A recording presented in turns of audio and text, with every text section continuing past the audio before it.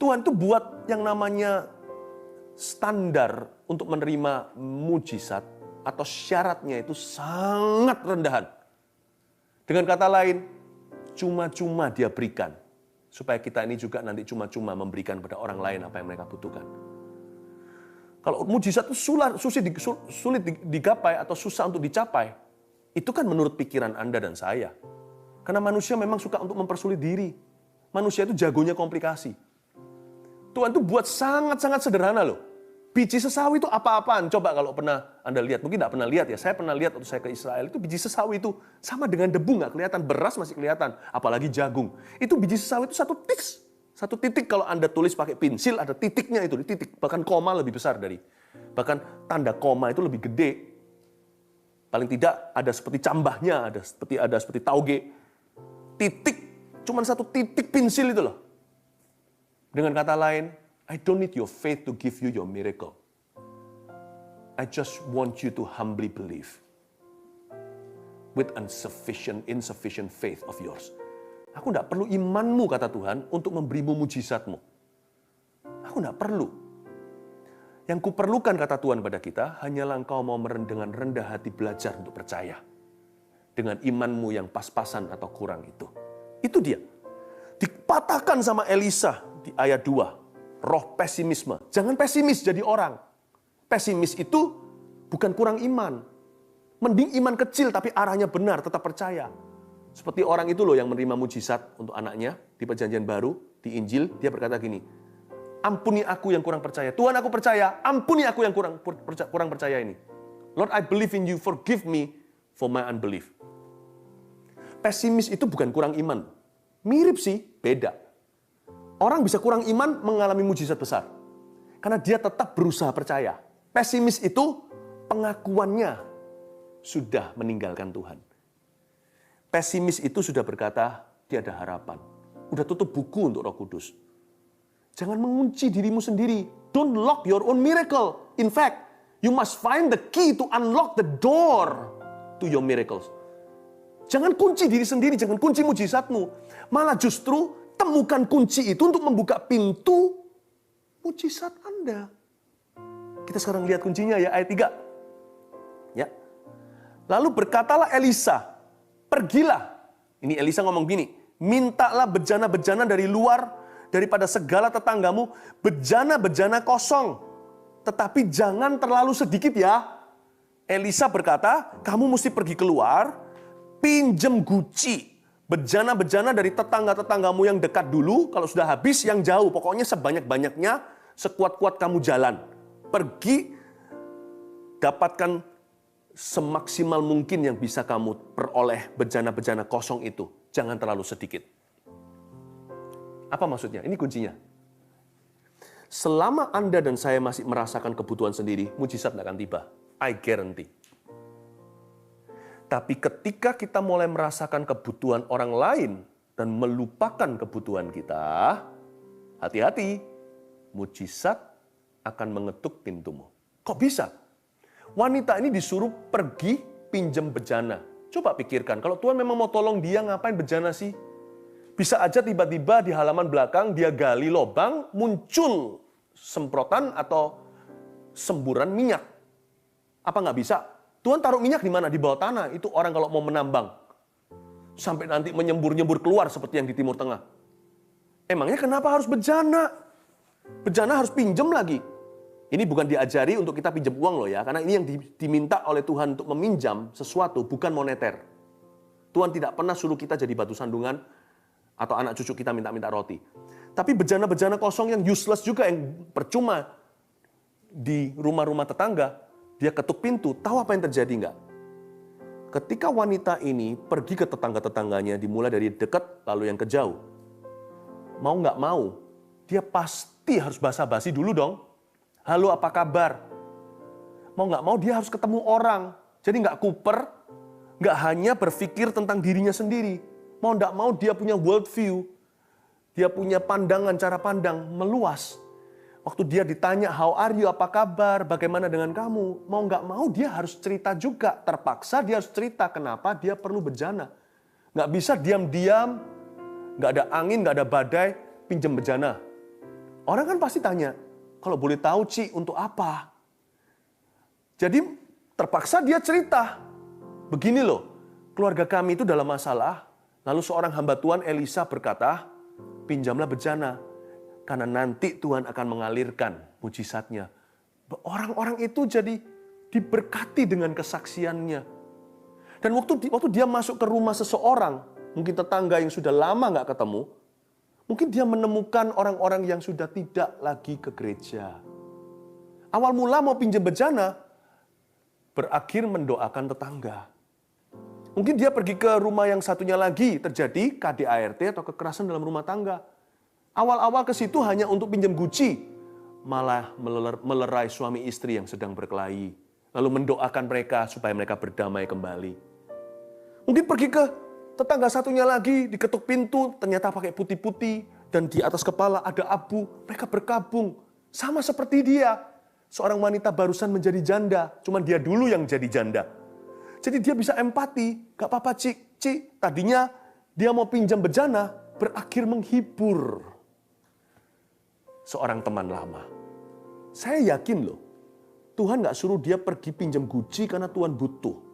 Tuhan bisa taruh itu di belakang halamannya, kan dia masih punya rumah, dia masih punya backyard. Masa nggak bisa minyak menyembur dari situ? Masa Tuhan nggak bisa taruh di bathtub atau di ruang kora-koranya atau apa? Kenapa harus guci? Kenapa harus pinjam sama tetangga? Waktu Anda masih terus fokus pada dirimu, mujizat tidak akan tiba padamu. Apalagi di masa-masa seperti ini. Kuncinya satu. Apa maksudnya mujizat? Mujizat tak terasa. Selama Anda merasakan kebutuhan Anda, mujizat akan tiba. Kunci pertama, tulis itu. Merasakan kebutuhan orang lain. Minimal nggak usah total lah. Anda mulai merasakan kebutuhan orang lain. Hari-hari ini, belajarlah pekah dengan orang-orang kanan kiri. Memberi tidak harus mahal. Dan memberi tidak harus money. Tapi saya yakin setiap orang bisa kontribusi untuk menjadi berkat bagi sesamanya. Uluran tangan, sebuah senyuman, whatever it is, tidak harus mahal, tapi ketika Anda bisa peka dengan kebutuhan orang lain, di masa-masa corona, masa-masa susah katakanlah, akan muncul makhluk-makhluk mulia. Daripada di masa-masa lembah seperti ini, banyak orang kelihatan warna aslinya. Yang mulia pun jadi hina, jadi seorang pembenci, seorang kecewa, seorang yang egois, seorang yang rebutan, seorang yang mikirin diri sendiri doang. I think kalau seperti itu, Tuhan juga tidak ingin memberikan mujizat pada orang demikian, karena orang demikian tidak tahu berterima kasih. Paham ya kuncinya? Masalah bisa menjadi pintu kepada mujizat, tapi kuncinya adalah merasakan kebutuhan orang lain. Kedua, merasakan beban Tuhan. Wanita itu pulang, tangannya penuh dengan guci, penuh dengan bejana, anaknya pun disuruh bawa, kan 2 anaknya hari itu mau dirampas. Dia bawa sebisa mungkin, sebanyak mungkin, saya nggak tahu apakah mereka bawa semacam kereta, atau gimana, zaman itu saya tidak tahu toolnya apa, mereka bawa. Saya yakin mereka pergi cari guci, pulang hati mereka membara dengan jiwa-jiwa. Tetap dibawa pulang sih, karena nantinya mengalir minyak di akhir cerita. Tapi waktu dia kembali, hatinya berubah. Orientasinya tak sama. Dia pulang dengan suatu pertama-tama dengan suatu memori, dengan sebuah ingatan tentang apa yang Tuhan lakukan tadi. Wow, aku pergi untuk pinjam sesuatu. Malah aku pergi tadi memberikan sesuatu. Waktu dia kembali, hatinya diperbaharui. Dia menangkap isi hati Tuhan Yesus. Dia menangkap bebannya Allah. Dia memperoleh visi untuk jiwa-jiwa. Kasihlah sesamamu manusia seperti dirimu sendiri. Dia pulang kembali ke rumahnya, tangan bawa guci, hati penuh dengan kasih. Pikiran penuh dengan amanat agung. Aku harus telepon taci itu satu lagi tadi. Nanti besok setelah aku bayar hutang, aku mau bagi minyakku. Nggak mungkin dia nggak tahu berterima kasih. Ini gucinya siapa? Dia pasti bagi-bagi. Ditaruh di plastik mungkin, dibungkus atau ditaruh di guci yang sama pulangnya. Tadinya pinjamnya guci kosong, pulangnya bejana terisi. Pasti dia beritahu, Ci ini ya, kan barusan ditinggal sama suami jadi janda, pasti perlu untuk bayar ini itu dan untuk kehidupan, apalagi zaman dulu itu jadi janda itu susah. Nggak seperti hari ini. Orang zaman itu kalau sudah jadi janda, sudah ditinggal sama suami, dia nggak punya pekerjaan seumur hidupnya. Dia harus dari welfare atau dari belas kasih masyarakat sekelilingnya. Ini ya, untuk menyambung kehidupan. Aku mengerti aku punya 2 anak. Taci punya 3 anak. Ini waktunya untuk bisa menyekolahkan mereka. Semoga ini bisa membantu. Berubah. Tadinya mau keluar hutang. Sekarang malah memiutangi. Tadinya mau menyelamatkan anak sendiri. Sekarang malah bisa menolong keluarga lain untuk menyelamatkan anak mereka. Hatinya berubah jadi misionaris. Mujizat tetap terjadi. Justru terjadi ketika mujizat itu tidak terasa. Waktu terjadi itu, mujizat itu bukan lagi lakonnya.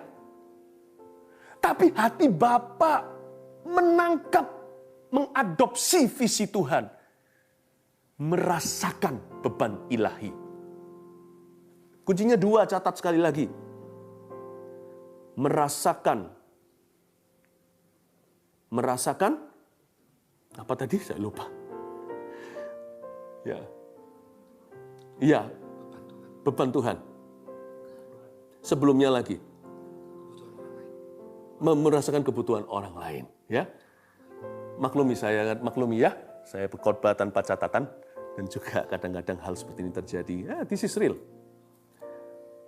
Merasakan kebutuhan orang lain. Kedua, merasakan beban Tuhan. Nah, itu dia. Itu yang membuat dia mengalami mujizat. Kita lanjutkan sedikit lagi. Lalu ayat yang keempat sampai ayat ke-7 saya bacakan. Kemudian masuklah, tutuplah pintu, sesudah engkau dan anak-anakmu masuk, lalu tuanglah minyak itu ke dalam segala bejana. Mana yang penuh angkatlah. Nah, ini kejadiannya mulai terjadi. Ini mujizatnya mulai terjadi. Ini real ini. Ya. Pergilah perempuan itu daripadanya, ditutupnya lah pintu sesudah ia dan anak-anaknya masuk, dan anak-anaknya mendekatkan bejana-bejana kepadanya, sedang ia terus menuang. Ketika bejana-bejana itu sudah penuh, berkatalah perempuan itu kepada anaknya, dekatkanlah kepadaku sebuah bejana lagi. Tapi jawabnya kepada ibunya, tidak ada lagi bejana. Lalu berhentilah minyak itu mengalir. Kemudian pergilah perempuan itu, memberitahukanlah kepada adik Allah, dan orang ini berkata, pergilah, jualah minyak itu, bayarlah hutangmu, dan hiduplah dari lebihnya engkau serta anak-anakmu. Coba catat ini, hiduplah dari lebihnya. Kalau Tuhan melakukan mujizat itu selalu melimpah. You see, mari kita hayati the largeness, large, XL, the largeness, ukuran persediaan Allah itu selalu dahsyat. Mujizat itu nggak pernah pelit. Ya, Alkitab mengatakan di sini Elisa ngomong gini sama janda, hiduplah dari lebihnya, dari lebihnya, kelebihan nggak pas-pasan. The largeness of God's provision. Persediaan Allah itu selalu melimpah ruah. Nah, coba kita sekarang catat lagi saya kasih tambahan catatan, 3 ciri penyediaan Allah. The 3 characteristics of God's provision. 3 ciri persediaan Allah. 1, di ayat 4 dikatakan, Elisa ngomong gini sama si janda, kemudian masuklah, tutuplah pintu sesudah engkau dan anak-anakmu masuk. Ya, lalu tuanglah minyak.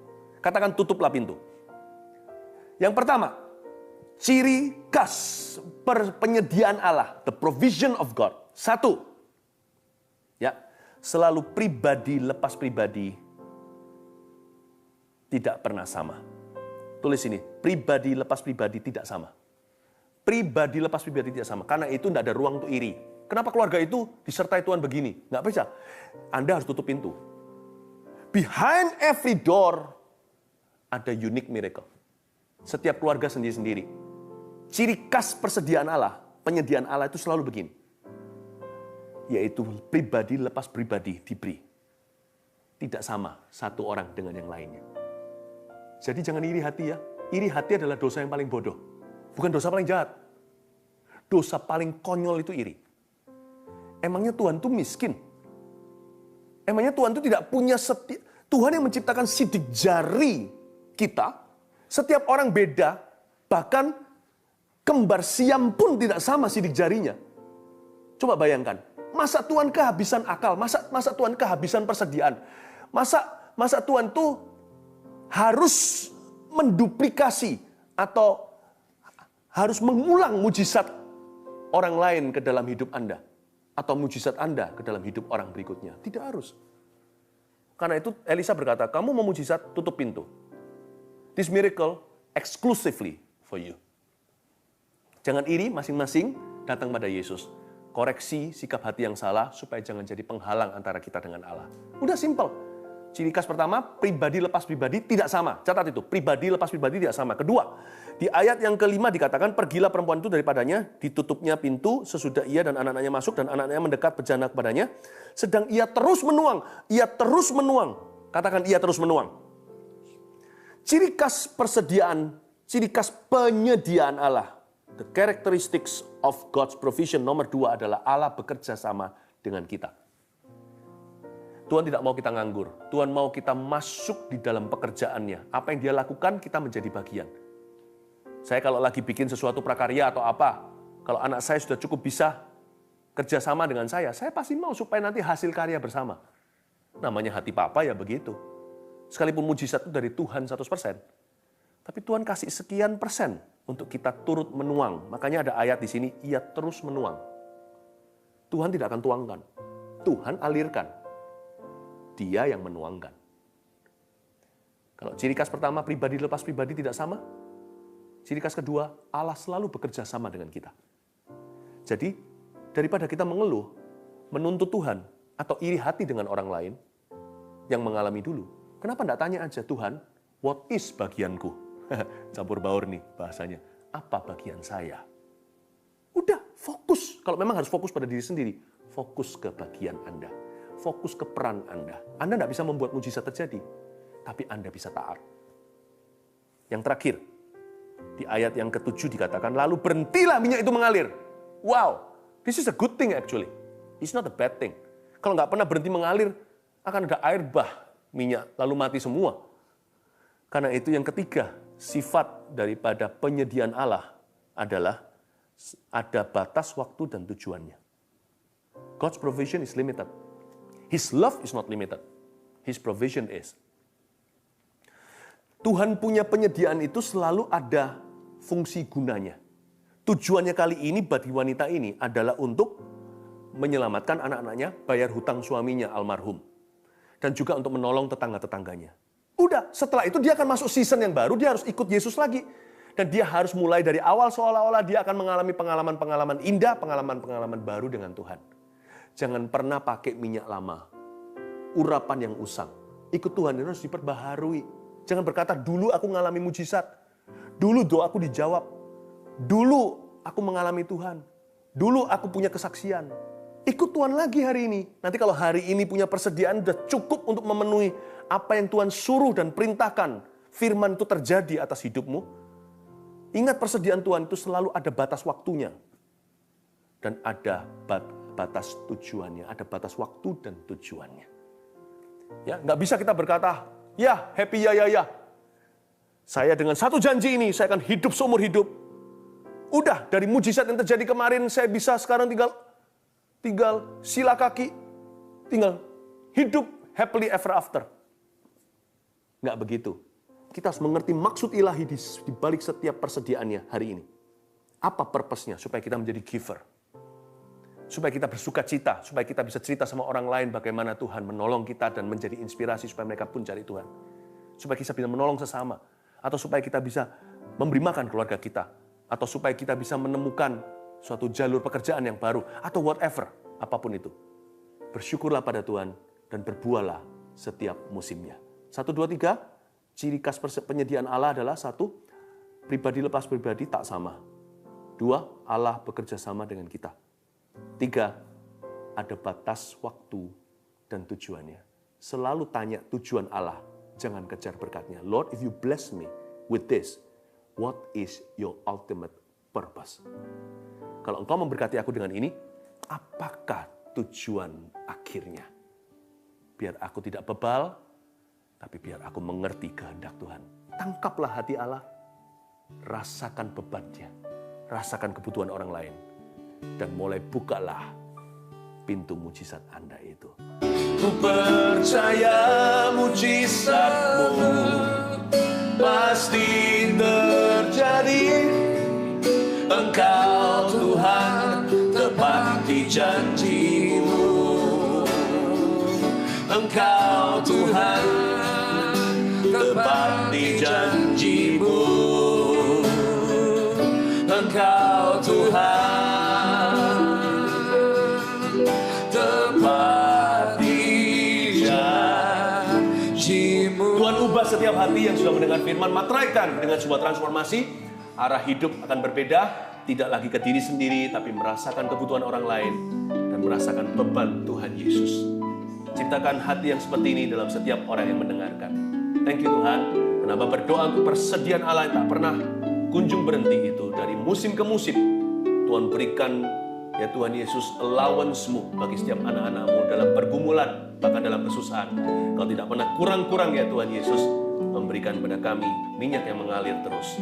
Terima kasih Yesus, terpujilah nama-Mu. Biarkan penyediaan Tuhan itu sekarang masuk ke setiap rumah, melalui setiap pintu, secara unik, seperti sidik jari, satu persatu, individu lewat individu, family lepas family. Tak ada yang sama. Tuhan ciptakan yang baru. Terima kasih Tuhan, berkat-Mu melimpah, mujizat-Mu terjadi. Mulai hari ini, sejak hamba-Mu aminkan, akan ada pertolongan Tuhan tak terduga, mulai tiba mujizat yang tak terasa untuk setiap orang. Dalam nama Yesus, amin. Love you, God bless you.